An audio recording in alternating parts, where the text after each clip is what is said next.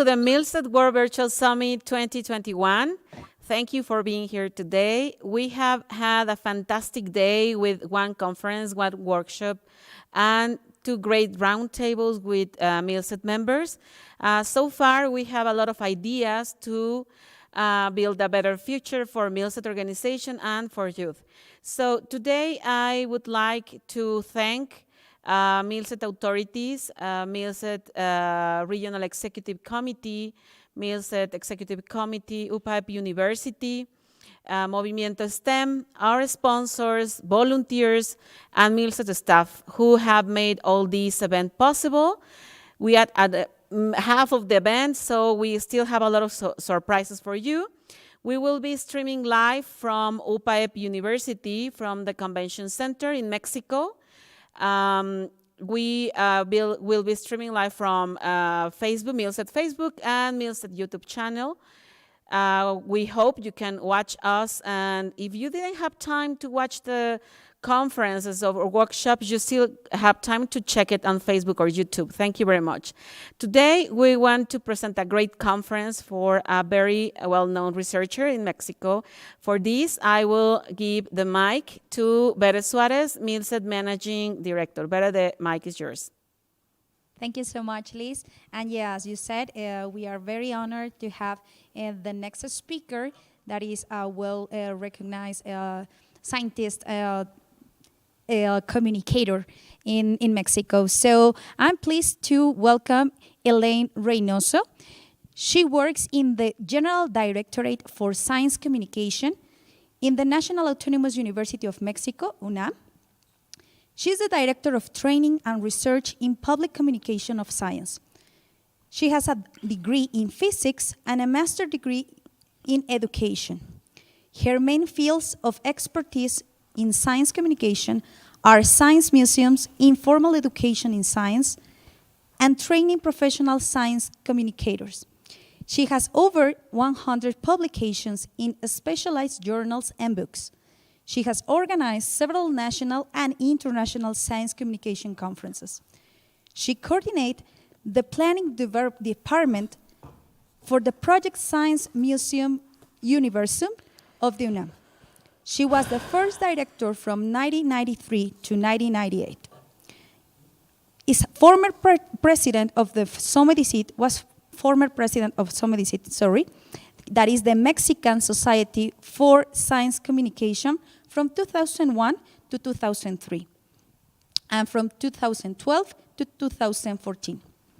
And coordinator for the Northern Node for the Red Pub, that is the Latin American network for the popularization of science and technology from 2014 to 2016. She has been part of the academic committee for the postgraduate program of philosophy of science in the UNAM, and served as a member of the planning committee as the Association of Science and Technology Centers from 2018 to 2010. She currently is a member of the editorial board of the Journal of Science Communication. In 2014, she received the UNAM's Sor Juana Inés de la Cruz Acknowledgement for Women, and in 2016, she was awarded the National Prize for Science Communication, Alejandra Jaidar. In 2019, the Latin American Prize for Popularization of Science.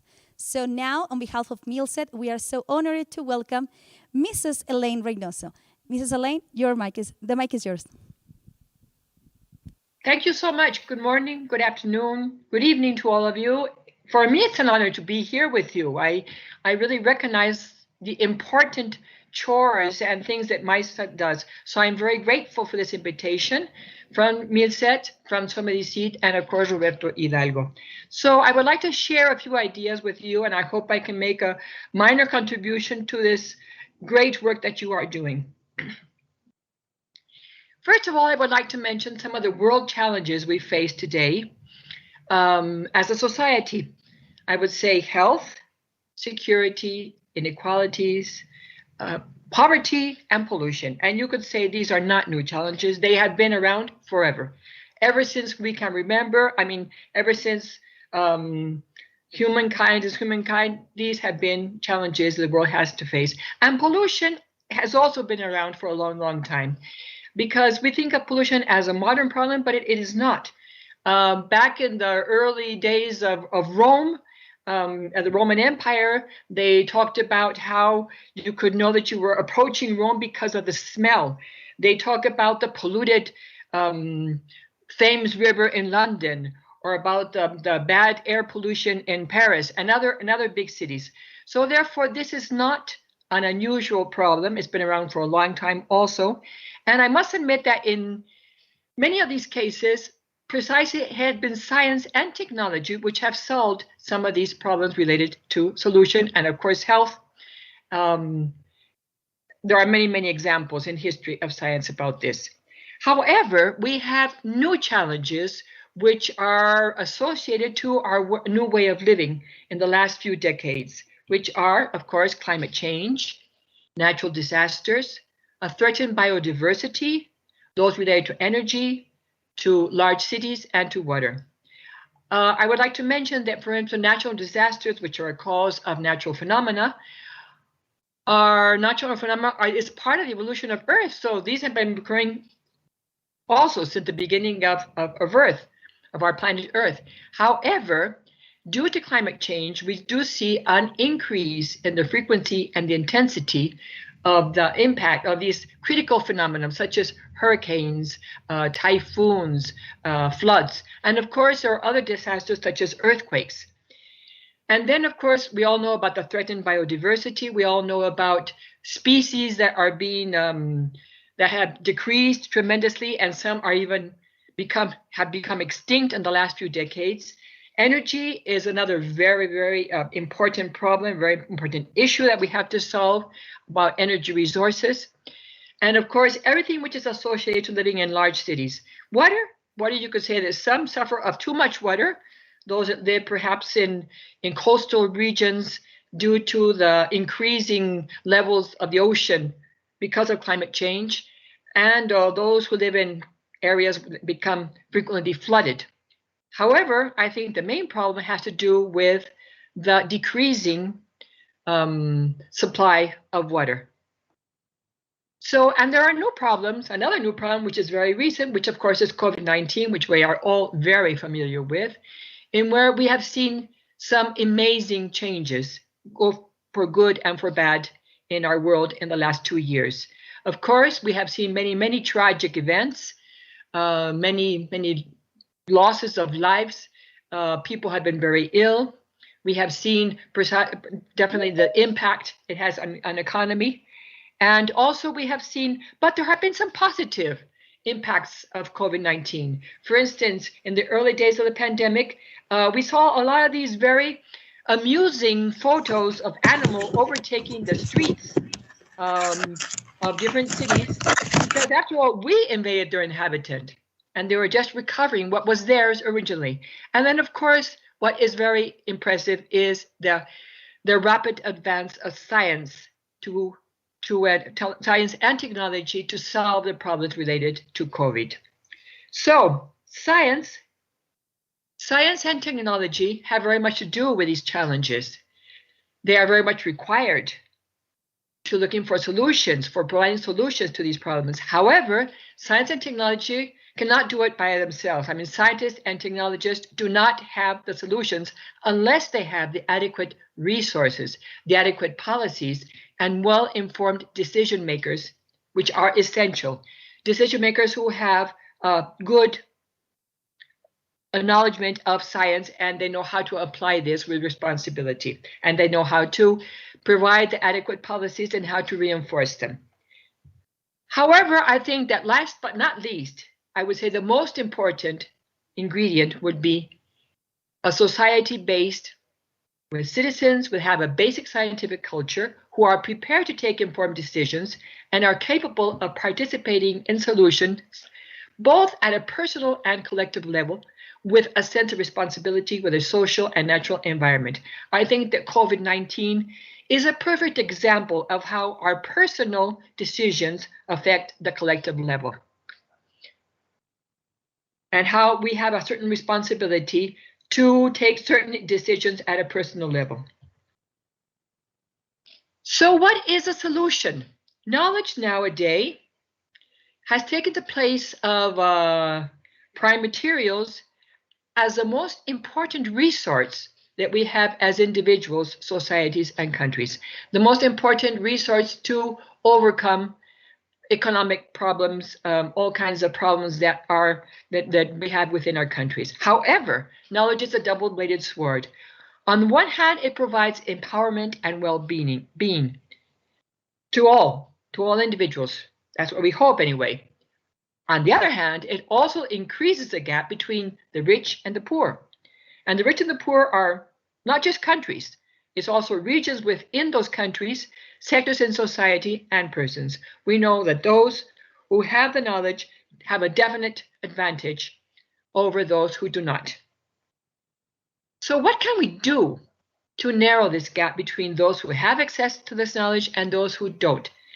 How can we reach those who are marginalized and excluded from learning opportunities? This is one of the big challenges we are facing today as a society. Back at the end of the 20th century, information as a prime material for knowledge, as a basis for knowledge, was considered, of course, a prime material, and apparently it was available to all through science and technology, through the communication technology, internet, and what have you. So it was José Luis Fiori, a Brazilian economist, described as the last utopia of the 20th century.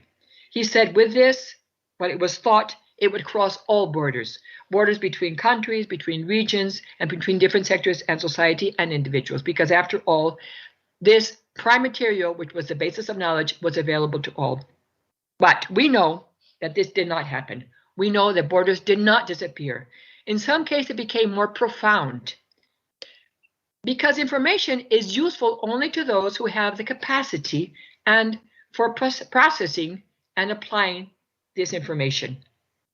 On the other hand, we also see that information is produced at an astounding speed. And those who have an immediate access to this information definitely have a competitive advantage. So, more challenges related to knowledge. And so, the more we need knowledge, it seems to become more and more distant. It seems to go away from us. Why? Due to the degree of specialization of knowledge. In other words, we have to have a certain degree, sometimes of specialization, to never be able to access this information and to be able to interpret it. The complexity of problems. When I talk about complexity of problems, I'm not talking about problems being complicated. I'm talking about them being complex, which means that they depend on many different factors which are interrelated. Some factors depend how one factor evolves depends on how the other factor evolves. So it's very difficult. It's a very interrelated system of factors. And this means that knowledge itself is also complex. And then, of course, there is the use of models and scenarios which people do not understand. I will go into this a little later. So therefore, complex problems require complex solutions, which involve expertise from people from many different backgrounds. So we have to abandon these disciplinary approaches to acquire a much more multi, inter, and transdisciplinary approach in which we come together from several different fields of knowledge in order to build new knowledge which is necessary for present problems. Obvious examples are, again, climate change, COVID-19, and risk situations, such as the ones I mentioned earlier. What should we do as a population under risk situations such as those related to earthquakes or related to typhoons, cyclones, hurricanes, brush fires, and all these kind of things, floods? Science has the know-how, but it needs involved citizens to be able to take into their hands these solutions. So therefore, solutions and actions, we know now, must be applied at several levels. Of course, again, we have these three problems are definitely the case, where we see that solutions and actions are global, but they always have to be applied nationally, locally, and of course, they have to be taken into account by persons in order for these solutions to be effective. So the solution, one would say education. Education in the most wide sense. However, this challenge surpasses the formal educational system. And this is something we've known for many decades now. We know that there are needs for other means of education. Why? Because education, school and education is only a certain sector of the population is going to school. Some people who have been out of school for many decades, perhaps, their knowledge perhaps is even obsolete and they need to update it. They need to learn how to acquire new information, new knowledge, new skills. So that means that we have to provide, as a society, other means for educating the society. And I would like to propose the reading of this document, although it is old, it's from 1996, which was written by Jacques Delors and a series of very outstanding intellectuals, and it's called Learning the Treasure Within. It's a report to the UNESCO of the International Commission of the Education for the 21st Century. And it has a tremendous amount of information and good advice and good reflections about where education should be going. I would like to bring out just one particular concept which I think is very, very enriching, which is the educational society. This committee, Jacques Delors and his colleagues say we should offer lifelong learning opportunities with education for all, which are flexible, diverse, and accessible. The emphasis is not on knowledge. It's not on definite concepts or information. The emphasis is on skills and attitudes. Attitudes with the purpose of forming individuals who care about their environment and who have the capacity to participate in solutions. This is what this new education is the new education our society requires. This is the much needed utopia. And by utopia, I mean that utopia is going to mark the path that we have to walk in order to design all our different projects and programs related to education. In the case of science and technology, the ingredients of this educational society would be, of course, the scientific community, which is composed of the scientists and the technologists who are constructing the new knowledge, who are providing the new information, the formal educational system, who provides the basic concept, the basic ideas, the basic skills that are required to be able to access this information and this knowledge. Mass media, this is something that this group of UNESCO pointed out, that the mass media have a tremendous potential for communicating science and to educating the masses. Then, of course, we have the decision makers. We hope that decision makers will help this process. And then there is a community of science communicators, people who are dedicated to the public communication of science. In other words, communicating science to those who are not specialists. And I think that what we have to do as science communicators is link all these different sectors of society and make science accessible. In other words, be able to subtract, be able to get out the essence of science knowledge and be able to communicate it to the public, to the mass media, and serve as an intermediate, as a bridge between these different sectors of society. Now, I think we should these 5 sectors of society should work together with, of course, the public. And through what? Through non-formal and informal educational programs, products, and environments. I would like to just point out the difference between non-formal and informal education. Non-formal education was seen back in the 70s and the 80s as a way of complementing what could not be done through the formal school system.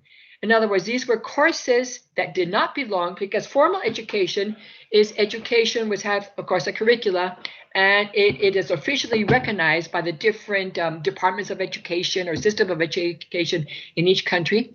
And non-formal education are programs that are not in this formal educational recognized official system, but they are programs which are designed with very specific educational purposes, such as, for instance, could be driving lessons, it could be languages, it could be music, it could be many different things in where there is a definite program and with a definite way of evaluating the advancement of acquiring the knowledge or the skills which they have promised they are offering. And there's also, and some of them even offer some kind of certification. And then there is informal education, which could be education that we receive for the simple fact that we are human beings and that we are in contact with our environment, with our social environment. We are part of a community, and we learn a lot through just beginning part of this community. But however, there is also informal education, which has a direct intention of educating the population. And those are the ones I'm going to talk about. So informal projects, activities, and spaces. Of course, we have places like science museums, journals, books, magazines, and we also have botanical gardens, aquariums, zoos, exhibitions, radio programs and television programs, internet, plays, scientific fairs, excursion, massive events such as the Night of Stars, such as the Week for Science and Technology, which is held in many countries all around the world, and of course the kind of actions that are performed by organizations such as MILSET.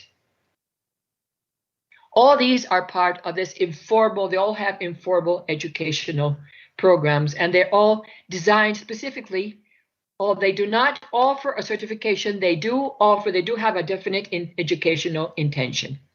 So what is the goal? The goal is to have a society of informed citizens with a basic scientific culture and a capacity to take informed decisions embedded in a sense of responsibility, belonging to the natural environment and social and cultural environment. So in other words, what we want citizens who have the basis to be able to take these informed decisions, but it has to be, but with a sense of responsibility. We expect people to have certain attitudes and moral values that will help them take these decisions and act responsibly with in agreement with their natural, social, and cultural environment. So what is communicating science? Our chore as a science communication community is to contribute to the construction of a scientific culture for the population. And what is scientific culture? Scientific culture, of course, is many things. It's not just facts and impressive data. It's not having a lot of information. It's not knowing how many satellites does Jupiter have. That is not relevant. What is important is that we have certain basic concepts. For instance, nowadays, we definitely have to know what a bacteria and what a virus is, and many other things. We have to have the ideas of the certain important scientific ideas, but we also have to have an idea of how scientists know what they know, the process of science, scientific method, if you want. How do scientists construct the knowledge they have? The context in which science is developed, the social, economical, cultural context. Why does science go in certain ways and not in others? How does the scientific community influence how scientific knowledge is constructed and what direction it's going to take? And another point we have to communicate is, why is science a reliable form of knowledge? We know that there are many forms of trying to understand our natural world and the natural phenomena. But however, we do consider that science is perhaps the most reliable form of knowledge we have. It is not definite. It has peer review. There is constant confrontation, and it is continuously evolving. Another thing we have to communicate are the ideas of uncertainty, probability, models, and scenarios. For example, uncertainty. Some people, they say many things in our everyday lives have to do, for instance, insurance has to do with uncertainty. We cannot have exact precise predictions. So therefore, there is a degree of certainty. But that does not mean that we are ignorant. Uncertainty is not equivalent to ignorance. And however, some people consider that if we talk about uncertainty or probability, they find this very confusing and they feel that perhaps the scientists do not have the answers. And therefore, why do we do anything if they do not have the answers? So in other words, we have to communicate why uncertainty and probability is part of life and part of knowledge. And of course, how they build scenarios, how they build models, precisely to study nature and to look for explanations. Again, the problem of complexity. Complex problems require expertise from different fields of knowledge, including knowledge from social sciences and humanities. Problems such as those related with climate change and how we're supposed to adapt to climate change and the kind of solutions definitely have to take into account, of course, the environment, but also the people with their needs, with their experience and their culture. So this cannot be out of the solution. They have to be part of the solution. So therefore, this brings social scientists and humanities into the complex way of looking at problems today. Also, we have to communicate there are not definite answers, they're not definite theories. Science is not completely finished, is continuously evolving, and there are different approaches and different theories. This is important to communicate that sometimes there are competing theories, and we would have to provide the basis of both or more of these approaches. And in the case of communicating science, I would like to point out the STEAM approach, which I think is very, very adequate. So what is STEAM? I know many of you are experts in STEAM. I know that a lot of the activities you do are based precisely on the STEAM approach. So I will just share a few ideas with you. It is a worldwide approach which promotes the learning of science, technology, engineering, arts, and mathematics. Initially, it was taught for girls without the A. It was just STEM, science, technology, engineering, and mathematics, precisely to attract more girls to consider a scientific or technological career. Why is this? Because our culture in many different countries tends to not exactly exclude girls, but somehow does not promote these kind of activities, creativity, innovation in girls. Even from the kind of toys we offer girls and boys from a very, very early age, the kind of things that they have to, the toys that boys work with are much more creative, for instance. And girls, they are provided with dolls, which of course reproduces what is supposed to be their natural role in the future.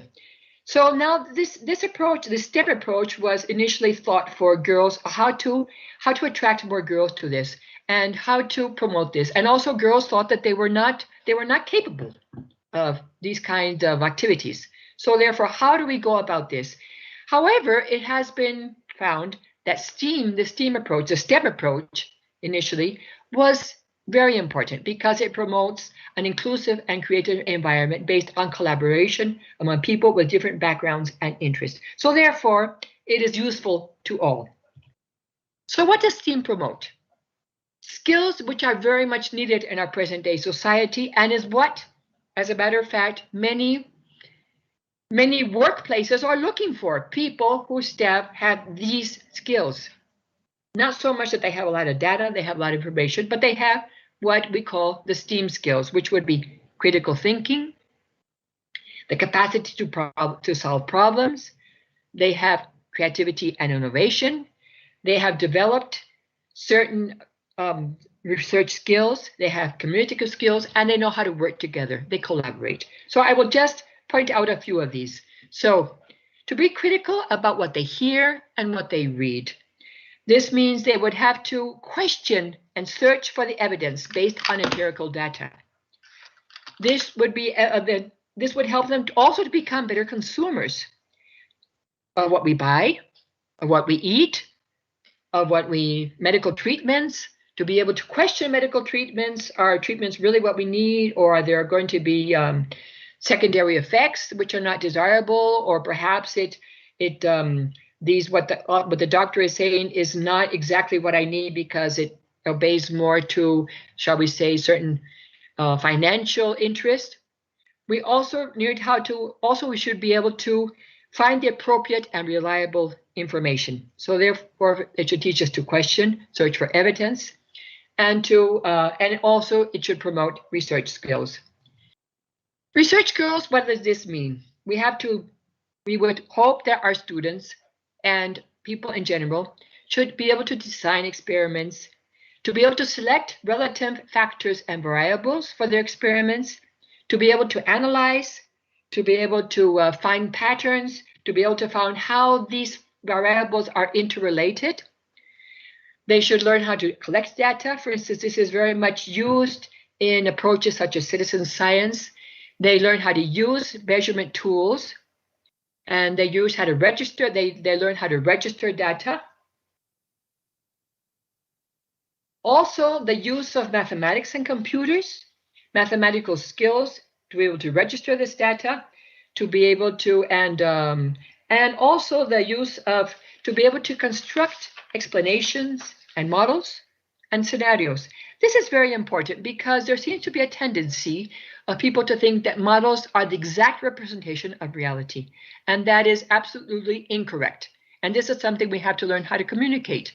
Models are is a human construction which is used to be able to precisely to study natural phenomena and to find how variables interact and how the model, how this system evolves, and it helps us to study these and to propose solutions and propose and perhaps to find to have predictions.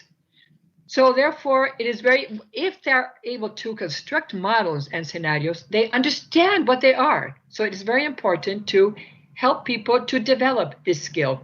And then to be able to propose solutions and to construct apparatus. I think this is where technology comes in, where engineering comes in, to be able to construct apparatus and to test their solutions and inventions.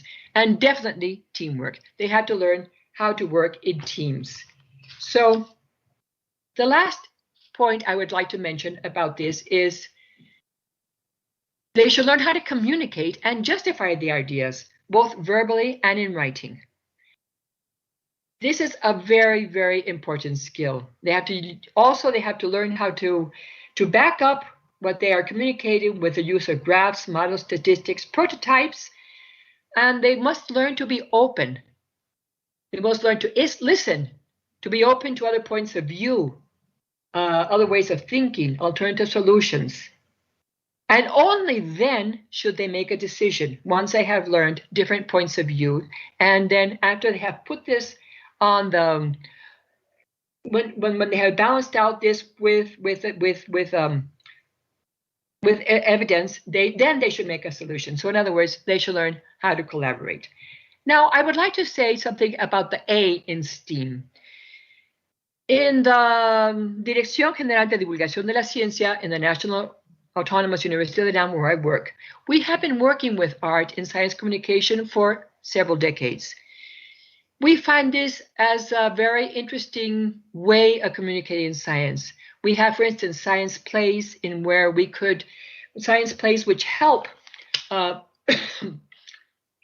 portray characters, portray the human aspects, perhaps recreate the way in which the context in which science was constructed, what kind of problems they had. For instance, we had a play where we had Marie Sklodowska, which is more known as Madame Curie.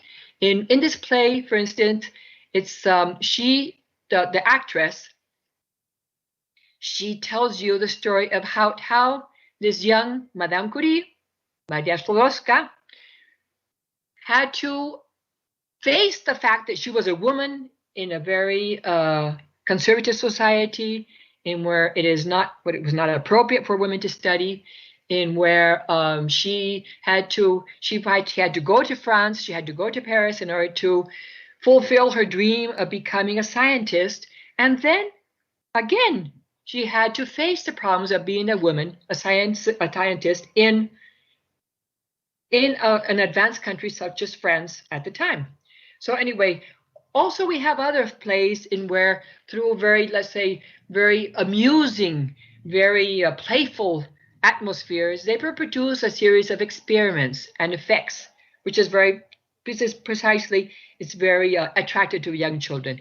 And then, for instance, we have these two, one on the left and one on the right. We have two views of a mathematics hall in Universum, the Science Museum in the National Autonomous University of Mexico, in which scientists and artists work together to create prototypes to communicate science, such as this giant telescope, a kaleidoscope, which is here, and the other one, which is to describe the mosaic Penrose. In other words, the Penrose ideas through this very artistic Penrose. And in the middle, I have a photo of the Popocatépetl, which is a volcano, an active volcano, which has been active for almost 30 years now. And we made an exhibition to describe what to do before, after, and during the explosion of a volcano. And we found that art was a very important communicative bridge. Because why? Because these volcanoes are very much part of our culture, very much part of our traditions, of our history. It's in many muralists have painted this, many painters, many photographers. There have been stories, there have been movies. So this is very important to bring in art as a communicative bridge. So what does art contribute to STEAM? It's much more than making the project pretty or colorful. It helps to develop creativity. One of the things we did in Universum, I didn't mention, was that we had, for instance, artists in residence, in where artists spent perhaps a few months in the museum, and they worked with scientists and science communicators and museographers to develop prototypes to communicate science. So in other words, there was a merge of creative processes. So therefore, it is a creative bridge for communication. When we have this creative bridge, what are we bringing into? We are bringing in local culture, we are bringing in traditions, perhaps humor, a much more humane perspective, a much more humane approach to science and technology. We have examples of literature, for instance, as I mentioned, where they can portray the cultural, the society of different times, the situation of how scientists had to work, how the community of scientists work together, all these kind of different aspects that perhaps is not so obvious when we try to communicate science through other means. So it brings together all that. So it brings in the social, cultural, and political environment.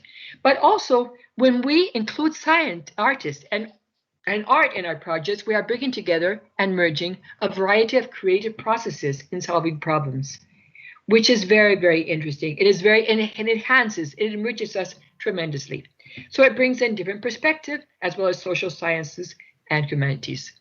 So therefore, STEAM. Through STEAM, we are contributing to a society composed of individuals with a capacity of working together with a creative and innovative way of thinking that surpasses the disciplinary borders. We should no longer think of physics, chemistry, mathematics. We should think of broad problems which cross, where we require multidisciplinary teams of work and multidisciplinary approaches in order to have a transdisciplinary approach. So therefore, for constructing knowledge applicable to local problems, and I would say with a global approach. Because why? Because although knowledge is global and science is global, we say that the problems, such as the ones I've been mentioning, mixed communication, COVID, energy and energetics, climate change, and all these problems have their global knowledge, but the solutions have to be applied locally, have to be applied in the country, local, in the region, and of course, persons have to, and to the level of people themselves. So therefore, what is the global approach? The global approach is a fusion, it's a mixture of a global knowledge and local problems and solutions. Therefore, the goal is a better, inclusive, and sustainable future for all.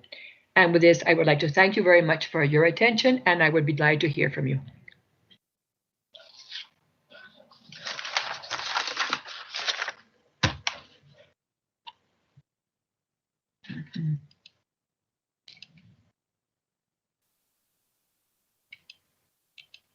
Let me try to get this out. I'm sorry. Hello, can you hear me? Yes, I'm trying to stop sharing. Yeah. So now you can hear me? Yeah, perfect. I can hear you. Yes, I'm trying Good. to stop. Thank you, Elaine, for such fantastic conference. We know that STEAM is a very important term nowadays, and for society to learn a lot of things and have a better future, a better society. I have some questions from the audience, and I would like to. I'm sorry. Are you still seeing my presentation? Sorry. Are you still seeing my presentation? No. Oh, it's No, okay. you're not seeing it anymore. Okay. Yeah, don't worry. It's okay.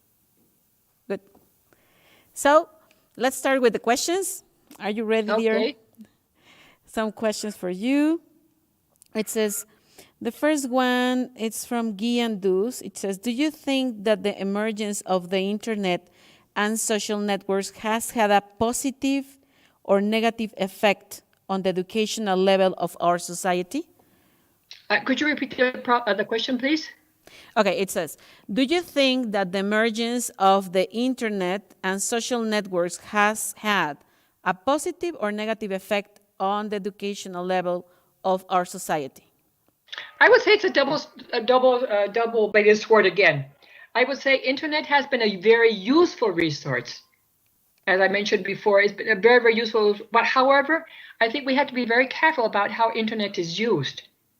So we would have to help develop precisely the skills to be able to navigate an internet with responsibility and to look for the appropriate information. So therefore, I would say in that sense, the fact that we do have these means of communication, I think it has a positive effect. However, the negative effect is that perhaps sometimes there is too much information, and we are overwhelmed by this tremendous amount of information. So therefore, we have to develop the skills of how to use this information adequately. Yeah, thank you very much. The next question is, what kind of programs does UNAM University have to enhance scientific culture all over Mexican population? All over Mexican population, well, I think it has many programs. Of course, where I work, we have precisely in where I work, which is the General Directorate for Science Communication. What we have, for instance, we train science communicators. We have a series of programs to train communicators to do precisely this chore. We have there are also several programs of science communicating science, different scientific topics. We collaborate with other institutions to prepare science communicators, and that is just related to science communication. Of course, UNAM has campuses all over Mexico, and many of these campuses, they do a tremendous job in precisely bridging the gap between the public, the decision makers, and the scientists. So I would say that the UNAM has many different chapters and many different campuses throughout the country, and perhaps this is one of the most important chores that are being done. Yeah, for sure. More being a very big population in Mexico. Yeah, you're right. Okay, the next one is, if science is the most reliable way to construct a better life, what would you recommend to people from all over the world to enhance these scientific like culture building? Marcelo Cerejido, he's an Argentinian who lives in Mexico, has been living in Mexico for a long time. He has a very interesting approach to this. And he says, more than communicating science, scientific culture, we should promote a culture was compatible with science, with scientific knowledge. In other words, precisely the STEAM skills. That is what he is saying, that we should promote critical thinking. We should promote that people look for the evidence, do not just take for granted whatever they read or hear, make appropriate decisions based on evidence, based on reliable information. So I think we should do that. I think that is one of the things we should do. And why is science the most reliable? I mean, I wouldn't say it's the best for citizens. I would say it's the best way of learning about nature. Perhaps it has the solution to many of the problems. As I say, scientists and technologists cannot do it alone. They require, I go back to the initial part of my talk, they require resources, they require technical resources, economic resources, and the backup of the governments, adequate policies, and of course of the population. So therefore, I believe that that we have to have a movement, a worldwide movement, to promote this culture which is compatible with scientific knowledge. In other words, a scientific way of seeing the world and understanding the world. Yeah, you're right. That implies a lot of people like being involved in that to make it happen, right? So the next question is, I think you gave a little bit of the answer, but I'm going to ask you anyway. It says, what do you think about critical thinking being one of the main means to acquire scientific culture, and what should we do to encourage critical thinking? I would say, first of all, I mentioned it in the talk. I think that to promote critical thinking, which is the basic of definitely of scientific culture, to be able to be critical, I think, as I mentioned before, I think we should not take for granted what we hear, what we see, what we receive, for instance, through all these social networks. I think we should look for the evidence. We should listen to other points of view. We should contrast. We should look for empirical evidence to see if to verify this information. And I think only then, that's why I said, only then should we take a decision. So I think, and also critical thinking means to really analyze and not to really, as I mentioned also, it has to do even being good consumers. Critical thinking has to do with being good consumers. I mean, about what we buy, what we eat, what we do, what kind of medical treatments we need, what we do against fads about all these health fads, for instance. What do we do about that? So I think critical thinking is very, very important. I think society needs critical thinking. We need citizens who have a critical way of thinking and approaching knowledge and information. Yeah, I think it's more than ask what and why, right, before doing. So thank you very much. And the next and last question is, what kind of programs do you implement in vulnerable groups? And if you have one special that you think it has worked for the population, share it with us, please. Well, unfortunately, I must say we don't do enough. I mean, that is in our particular case. We do have programs for vulnerable groups. We have, for instance, back in the time when I was the director of the museum, we worked very, very intensely with the science, with the guides within the museums to prepare them to work with vulnerable groups, with people who had problems, hearing problems, blind people who had some kind of mental or cognitive deficiencies, or people who had some kind of problems, motor problems. I mean mobility problems. People who could not walk, people who had wheelchairs, and we worked with the museum guides to be able to know how to deal with these different publics and how to have special activities and know how to. And also we had special designs, for instance, to include braille designs, to include special to adapt the museum to people in wheelchairs. We have those kind of things, and I think it's very much has to do with creating an awareness towards the needs of these vulnerable groups, to teach people how to deal with them, and then there's also a part of how do we adapt. How we adapt, for instance, how we have special braille labels for, of course, for blind people. those kind of things I think we should do. I think we do not do enough, but we have tried to do things in that case. And of course, there's not just the vulnerable people. There are people that there are children who live on the streets. So we had to have some kind of programs for them. There are children who are, or people who are suffering from terrible birth problems, health problems, such as AIDS. So I think we should think of all these different people that have a vulnerable situation and design, I think, programs specifically for each one of these groups. And I think we have to develop empathy, and we have to develop, I think empathy is the word. We had to develop empathy towards all these different people. Yes, I agree with you. Empathy is the key for a lot of stuff to happen. Thank you very much, Elaine, for your answers. Now I will go to before ending, with the greetings. You have many, many greetings from several parts of the world. From Argentina, Asociación Vida y Ciencias, very important team of the conference.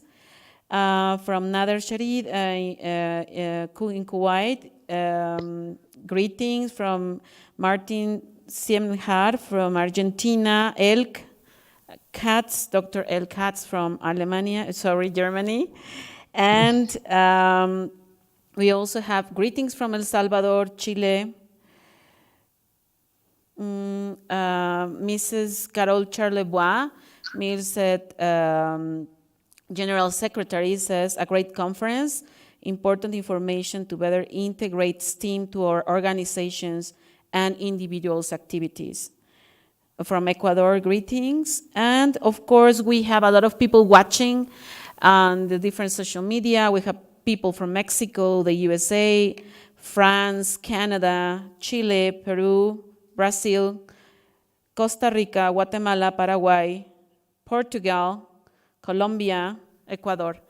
So I think we can get to the end of this fantastic conference. Thank you very much, Elaine, for your support. Thank you very much to Samedicit for always being there to giving us great information to educate us. Thank you very much. And thank you to everybody who is watching right now, and for the ones who couldn't get in the meeting because of the time zone, maybe. All these conferences are being recorded in MILSET Facebook and MILSET YouTube if you want to check it later. Well, please don't miss the last conference of the day in more or less 15 minutes. We wait for you. Thank you very much to everybody. Thank you very much. Thank you. It was a pleasure to be with you today. Thank you. Thank you, dear. Bye-bye. Bye.